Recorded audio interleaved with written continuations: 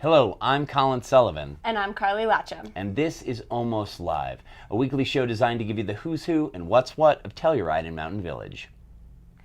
In today's show, we have the Warren Commission with Catherine Warren for news on our local music and entertainment scene. We're also going to interview the one and only famous cowboy of Telluride, Roudy Roudebush. We're going to take a look at profile pieces for the AHA School for the Arts and the Liberty Bar. And then Patrick Legans, our own wine geek, food freak, is going to show us how to make a delicious strawberry mash. We're going to head on over to the Wilkinson Public Library for a brand new episode of Device Advice, followed by a retro red flashback to the 1960s 4th of July parade. What a throwback. We're going to learn a little bit about water conservation in Telluride from our own fourth graders, the Earth Guardians, and then we're going to do a new yoga pose with Barbara. Right now, I'm going to head over to the Opera House and join Catherine Warren for her Warren Commission.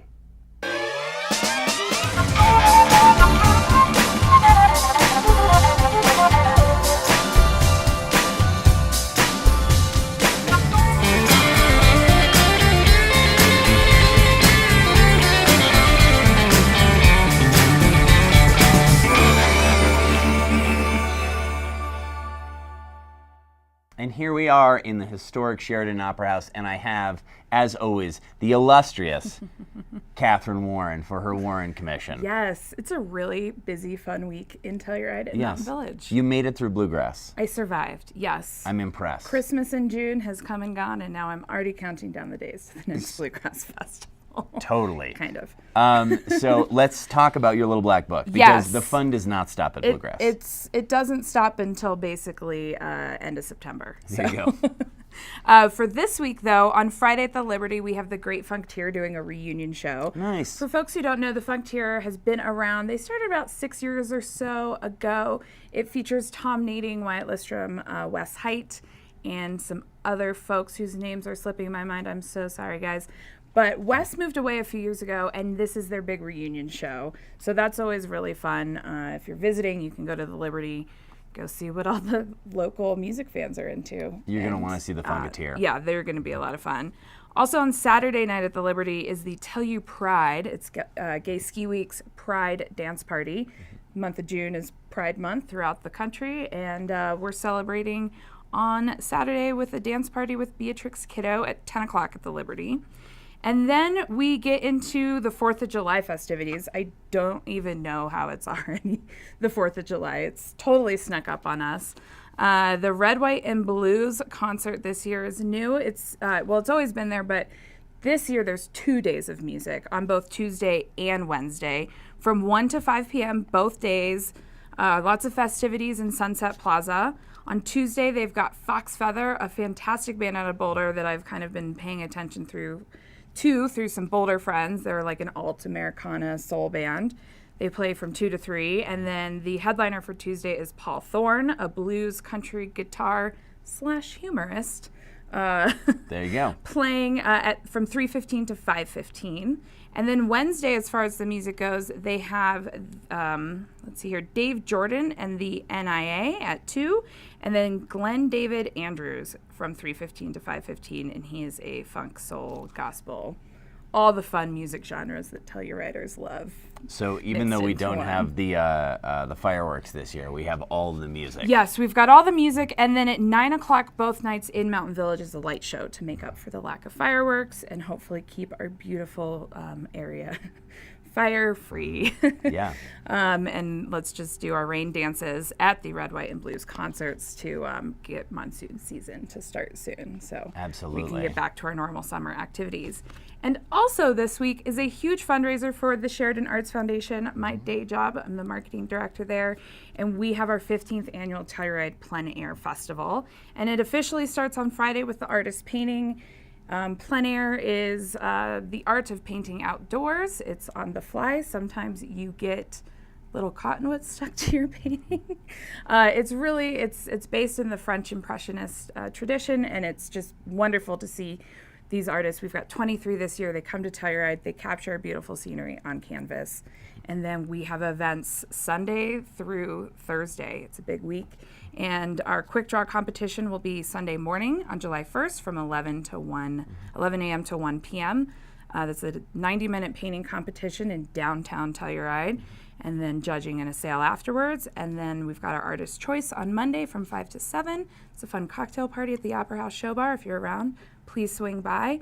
And then July 3rd, 4th, and 5th, so that's Tuesday, Wednesday, Thursday, we've got our big sale and exhibition. We set up white tents in Elks Park and the Oak Street Corridor Park right outside the Opera House. And come by and say hi to the artists, meet them, buy a beautiful piece of painting. And also this year we have Christopher Beaver and Richard Arnold joining us on day 2 and 3 of the sale, selling their artwork as well. Obviously not plein air, it's jewelry. Beautiful Christopher Beaver the Christopher necklace. Beaver necklace. Yeah. And then Richard Arnold is a local sculptor who made the bronze statue of that girl standing by the high school bus stop. So more information online at TelluridePleinair.com, and then pick up the watch for all sorts of other events happening. And if we picked up the watch, we might see an article by the same name written by Catherine Warren. That's right. So if you need some more info on any of this kind of stuff, or we have a festival coming up, or there's a band in, or those kind of things, go and hit up Catherine Warren and her Warren Commission. Yep, out every Thursday with a new issue. Catherine, thanks for being here. Thanks for having me, Colin. Let's head over now. We're going to join Patrick Legans, our wine geek food freak, for a strawberry mash, and then we're going to see a little profile on the Liberty. Hi, I'm the Wine Geek Food Freak, Patrick Legans. Today I wanted to show you something with strawberries. We all have those strawberries. Some of them are kind of waning a little bit, and some of them are perfectly ripe. I take the ones that are waning, put them in a bowl. It's a great treat. My kids love it. I just take the lemon juice,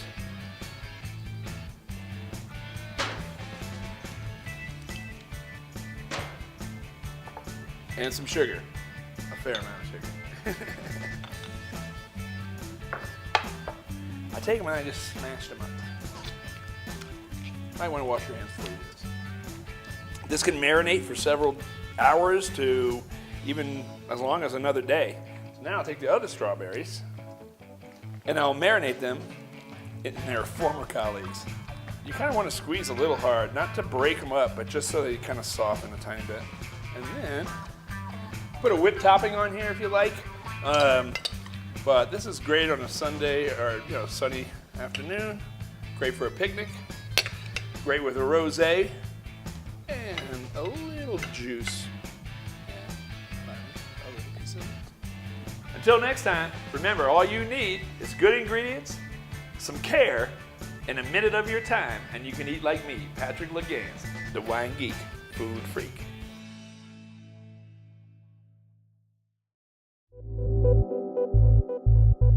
My name is Adam Singer. I am one of the owners of The Liberty. We are a bar lounge here in downtown Telluride. And this is a great space. It's comfortable. The lighting is great. The atmosphere is fun. We have like 30 wines available. We have some very high-end wines by the glass even, and champagne, and we have a specialty cocktail menu, draft beer. So a little bit of everything that we try to accommodate. We want to be approachable. You could come in and have a $3 PBR, and you can have a $300 bottle of Dom Perignon if you want. There's a band or a DJ almost every Friday and Saturday, so there's a lot of live entertainment and a lot of fun. There's always something happening here.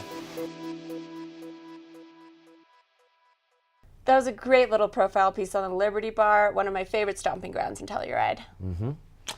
Now let's take a look at a cool little piece that we did this last spring from the Earth Guardians, a bunch of fourth graders here in Telluride, insanely cute fourth graders who are trying to school us a little bit on water conservation and the use of plastic bottles. Take it away, guys. We're the Earth Guardians, we guard the Earth. You can be one too if you really, really want to. So help us spread awareness all around the world. Yeah, you know it, so come on and show it. Yay! I'm Bjorn. I'm Lucia. I'm Marilyn. I'm Elodie. And I'm Chase. We're the Earth Guardians of Telluride. Today we're going to be talking about how plastic is bad for the environment. Quiet on the set, scene 1, take 3, action. Hey, stop! Sorry to bother you. I just wanted to tell you a little bit about plastic bottled water before you take that home. Is that okay? Sure, I'd love to. Did you know that 64% of bottled water is actually tap water? Wow, that's a lot! And you're paying 2,000 times more! Can I interest you in a $10,000 sandwich? And it's really bad for the earth. Yeah, you're right. I bet it uses a lot of fossil fuels and could end up in the ocean hurting sea life. Yeah, the energy used to make plastic bottled water bought in the U.S. every year could fuel 1 million cars. We're gonna get one of those cool reusable water bottles. It'd be cooler if you did. Right over here. I'll show you. Wow, so many people are drinking out of plastic water bottles. Yeah, I wonder how the tap water is in Telluride. Yeah, we should ask an expert. Who? Me? I'm no expert, but I know one. Stan the Waterman. Hi, we're here with Stan the Waterman. Thanks for coming, Stan. Hello. What's the source of our tap water? Well, we have two sources in the town of Telluride. We have Blue Lake, which is a high alpine above treeline lake, and also Mill Creek, which is halfway up the valley floor. How safe is our tap water to drink? Our tap water is really safe to drink. It's source water, so we're the first ones to use it after Mother Nature gives it to us, and it's really pure and clean to begin with. Then I filter it and add disinfectant, and that's it. What happens when we don't get a lot of snow? Well, we go into drought and we have to conserve water by using less, irrigating less, and washing your car less. Do we need a filter on our tap? We really don't. We filter everything out at the water plants, but if you don't like the taste of chlorine, you can use a charcoal block filter to get the taste of chlorine out of the water. How much does our water cost? Well, on average, it costs about a penny for 10 gallons compared to about $1 for a bottle of water. Thanks for joining the Earth Guardians. Scene 3, take 2, action. Hi, we're here with Joyce, the new town engineer. Thanks for coming, Joyce. Absolutely. We were wondering how the tap water gets to our taps. Well, we clean it at all the water treatment plants, and then it travels through miles and miles of pipe underground, and then when houses get built, they'll usually request to tap into our pipelines, and then that's how you get water into your sinks, into your showers, and everything else that we use it for. Okay, yeah, cool. How long do you think the pipes are? Well, it runs through the whole city, and we've got probably over 20 miles of pipe. Cool, and the last question we have is, how does our tap water get cleaned? Well, we clean it at the plant, and then we add chlorine, which is a disinfectant. And so when it travels through the pipes, it protects us from anything that might get into the pipe system and be bad for us. Okay, cool. Thanks for coming, Joyce. No problem.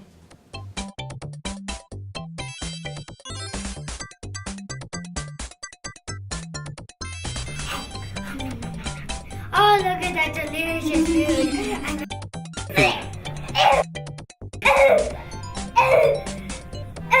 I wish people would stop using so much plastic. Drink Telluride Mountain Spring water out of your tap.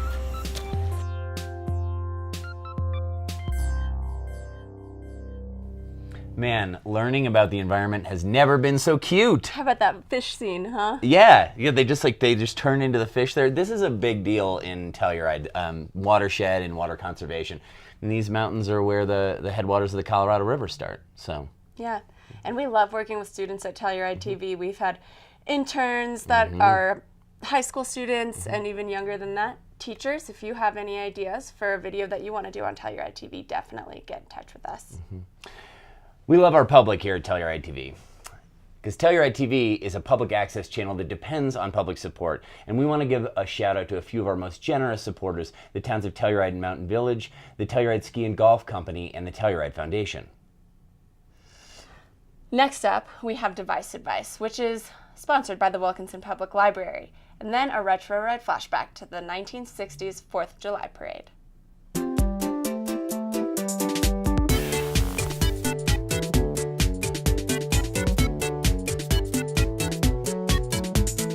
Hi, I'm Hank. And I'm Gloria. And you're watching Device Advice, brought to you by Wilkinson Public Library.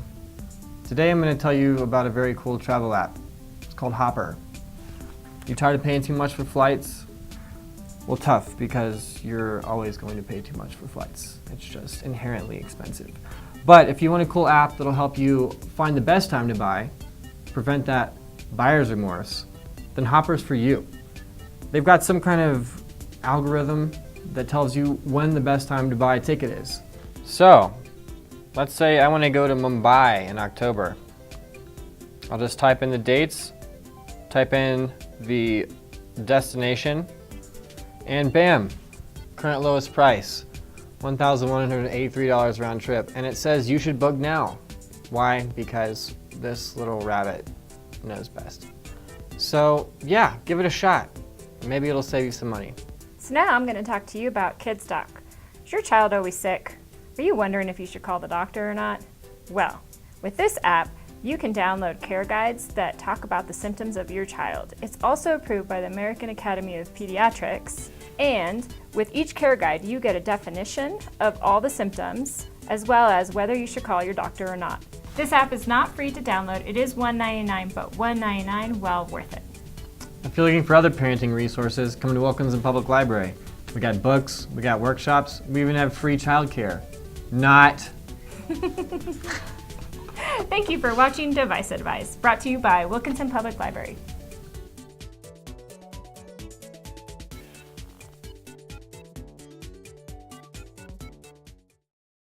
Art connects us with the human spirit. Art is freedom, art enriches us, art matters.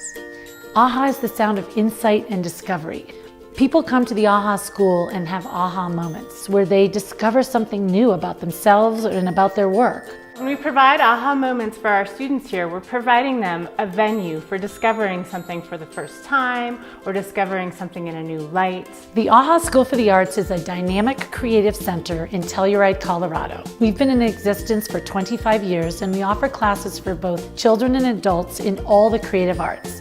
One of our key programs is the American Academy of Bookbinding. It's been in existence since 1993 and students come from all over the world to study the fine craft and art of bookbinding, bookmaking, conservation, and related subjects. Our adult AHA program is open to all experience levels, with classes ranging from 2 hours to 2 weeks long. We have classes in everything from plein air painting to ceramics to jewelry making to car maintenance. Our Visiting Artist program brings celebrated artists from around the country to come teach at AHA. These classes allow students to refine their skills, hone their craft, and find their own creative voice. In addition to our adult programming, we also have a huge variety of programs for kids. What AHA really specializes in is offering kids things that they don't normally experience already in school or at home. Children are natural artists, and that's really what we're trying to embrace here. Most important, though, is that kids have a lot of fun. In addition to classes, the AHA School offers a wide array of exhibitions, events, and lectures throughout the year. These are open to the public and usually free. Our biggest fundraising event of the year takes place every summer in July. It's the AHA Art Auction. It raises money for the school's many programs and is a fun, exciting, and fabulous event. Whether you're a beginner or an experienced artist, the AHA School has something for everyone.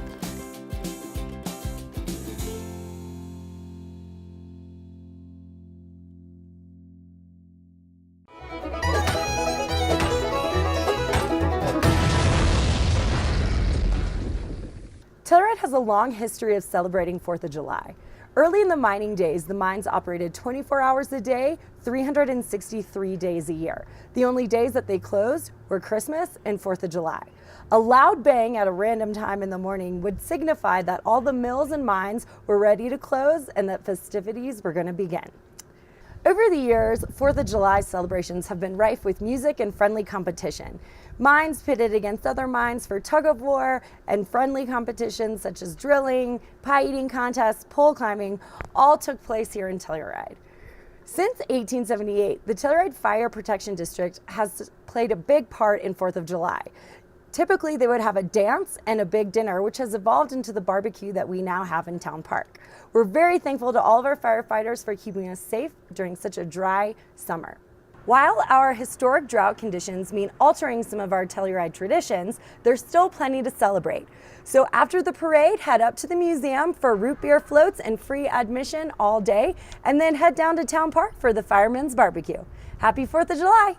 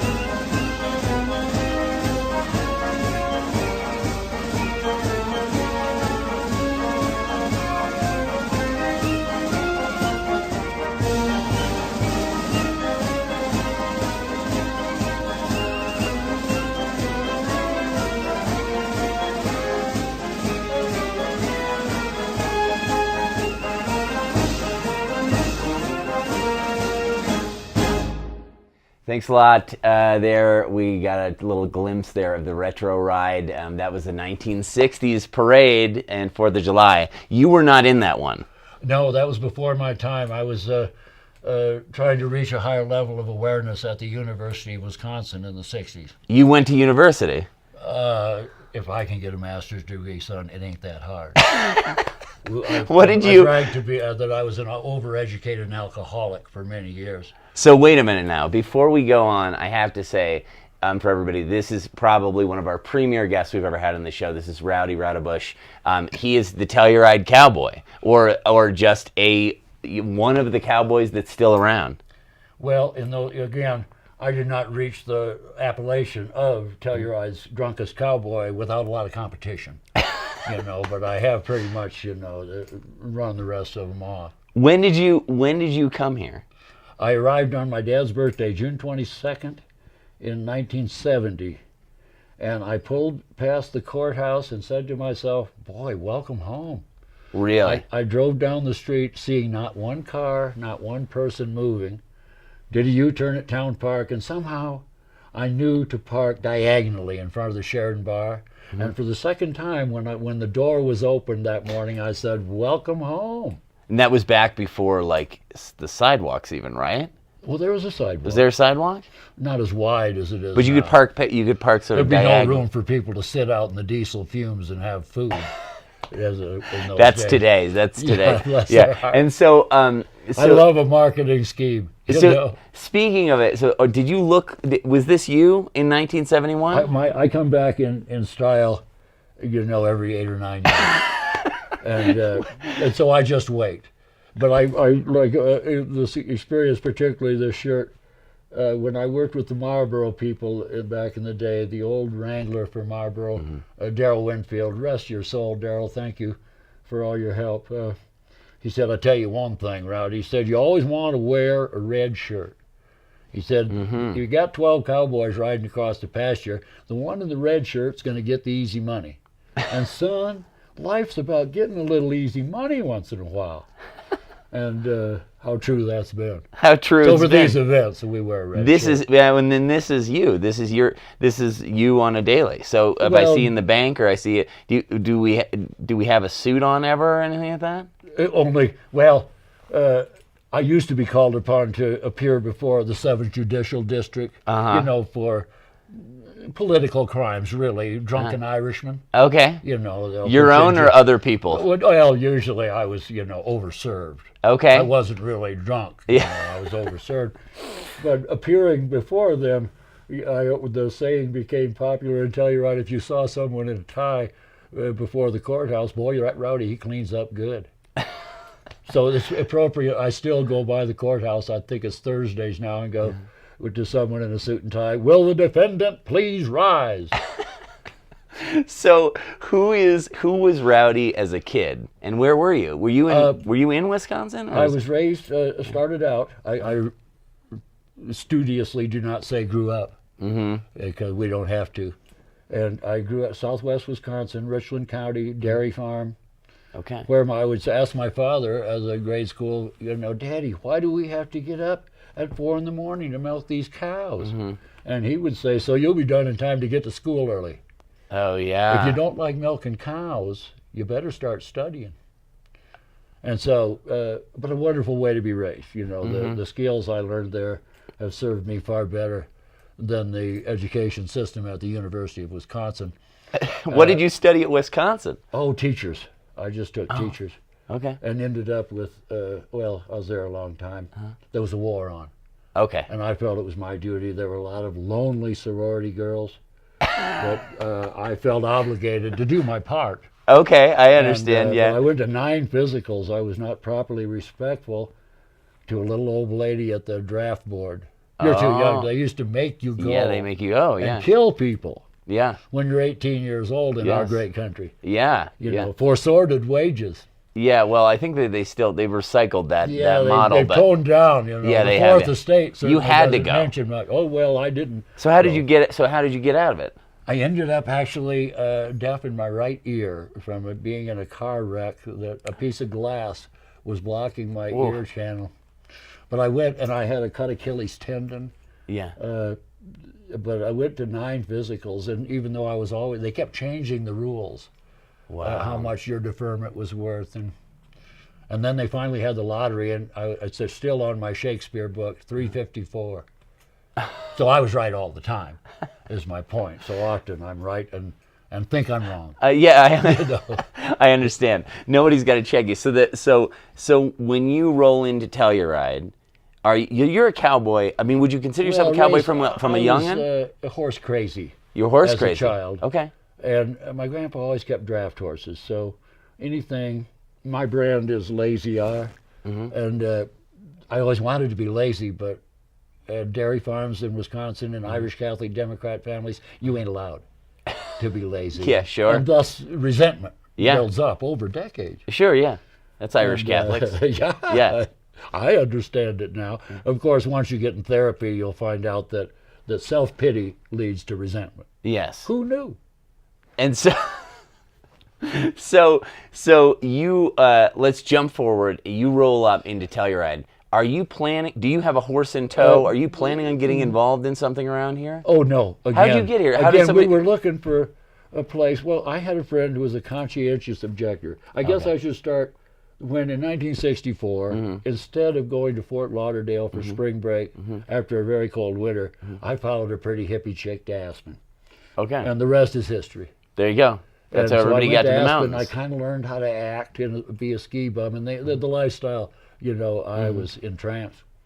And then we found Telluride in '70 where there were openings. See, drunk cowboys. There were plenty of them in Aspen. Openings for drunk cowboys. Yeah, there was an opening for these jobs, and so just that first 15 years.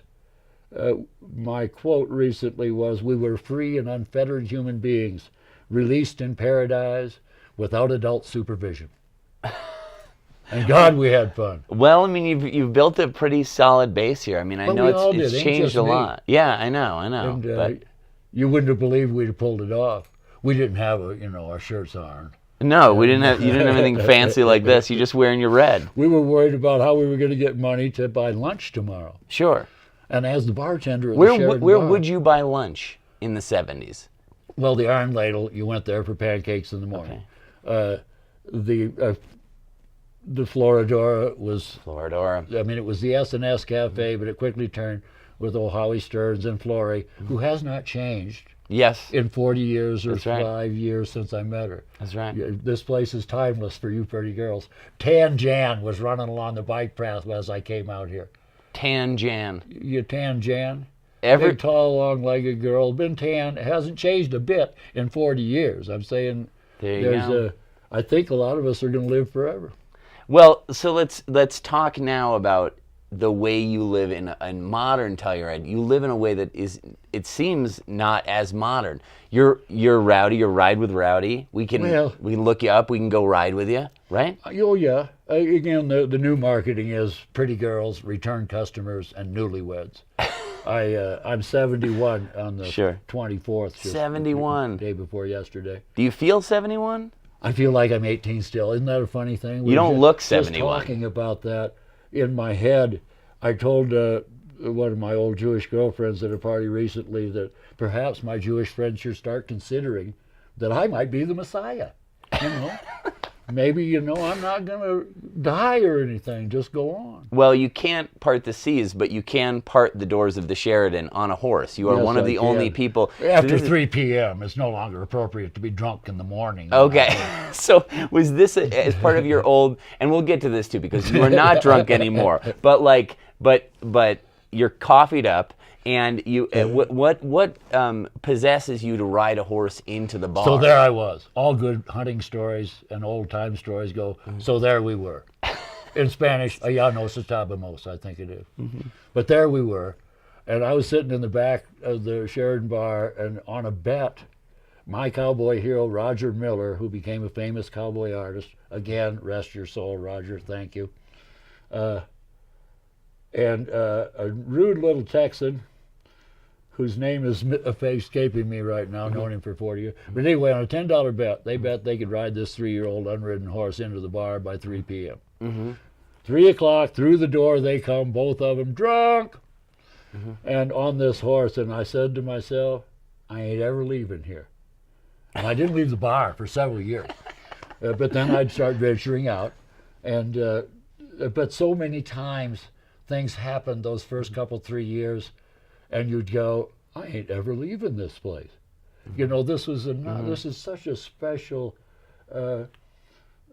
unspoiled in so many ways place where, that real world outside our pink bubble, is it's pretty simple to go out there and grab some money and come back. Sure, and so where living here is a struggle often. I agree with you. I agree with all these things you're saying, and I think that one of the things that's harder is like young people today who sort of rolling into the 1971. But what are some of the things that you're recognizing in terms of like it's still a bubble or it's still not the real world?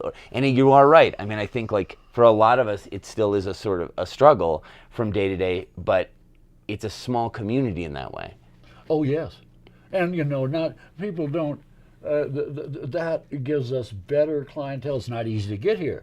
All the little factors that have kept us from becoming Vail and Aspen, you don't hear that much anymore. Yeah, you used to hear it a lot. Yeah, and but there's somehow it's a mystery kind of. But there's a core feeling that the mountains and this place on our planet kind of help us be better people. I just am more understanding.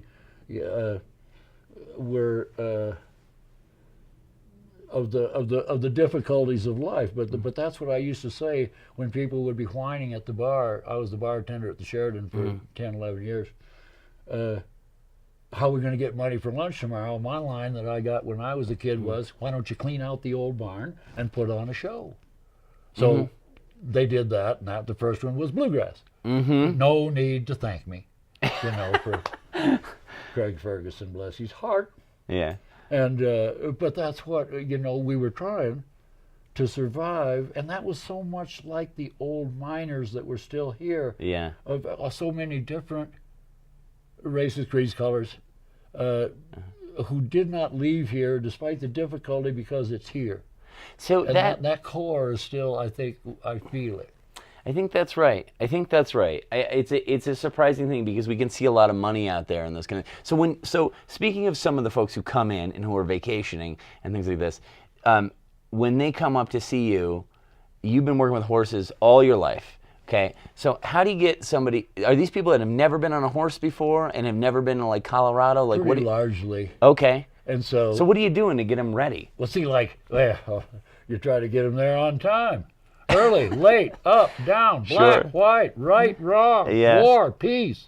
Repeat, the nuns would say at this juncture, repeat the verities of life, you see. Yes. Veritas. You do have a firm basis in Latin, I hope. Yeah. Well, essential to the well-educated young man. Yeah, we'll get into the, I mean, you don't get a shirt like this without knowing Latin. Or like this. At least you don't have a bow tie on.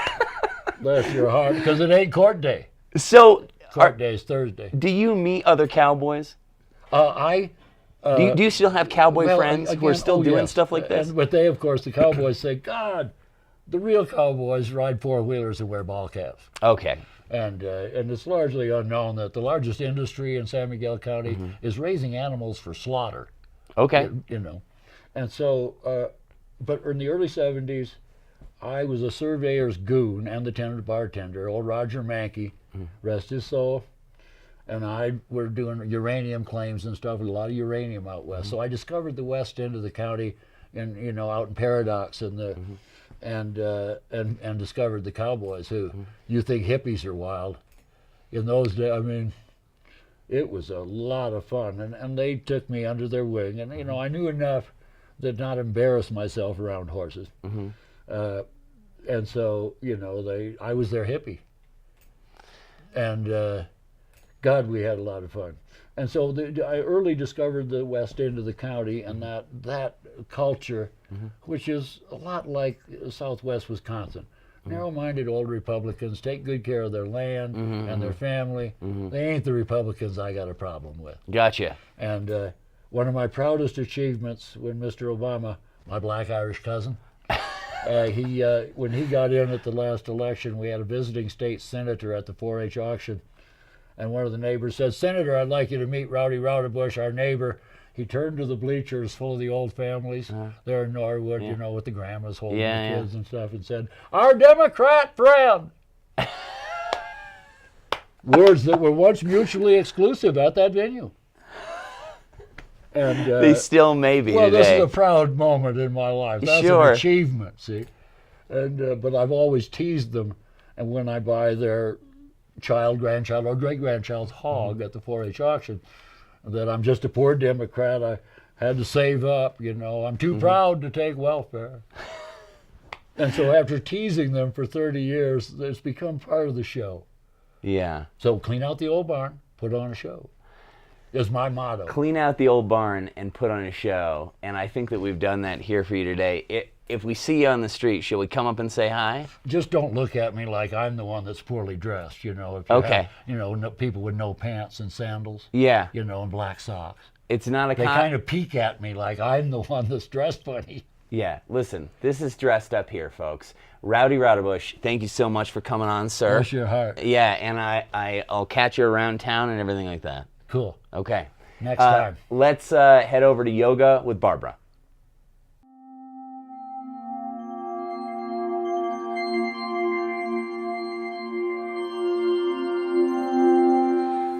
Hello and welcome to this mini yoga series in beautiful Telluride, Colorado. My name is Barbara Glansnig, and today we'll be looking at a supported bridge pose, a great way to release the psoas muscles and release the front side of your body.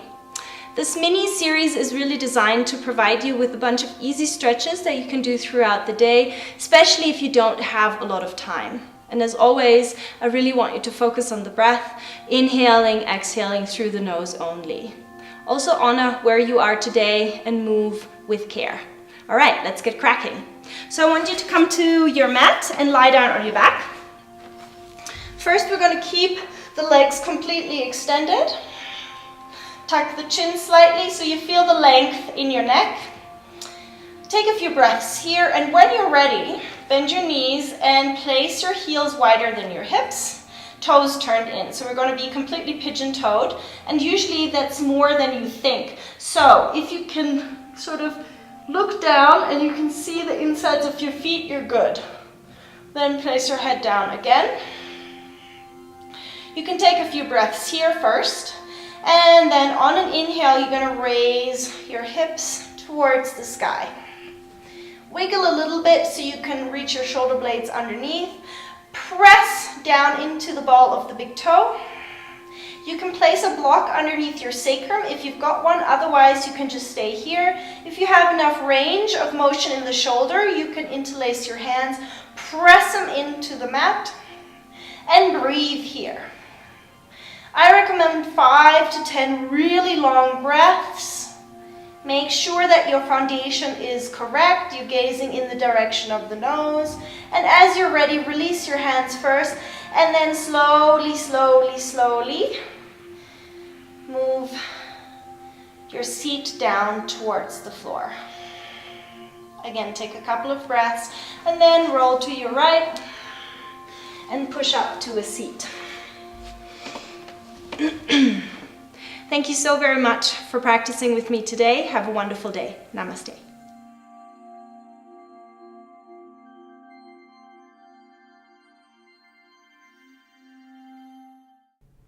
That was a cool little bridge pose there. Thanks a lot, Barbara.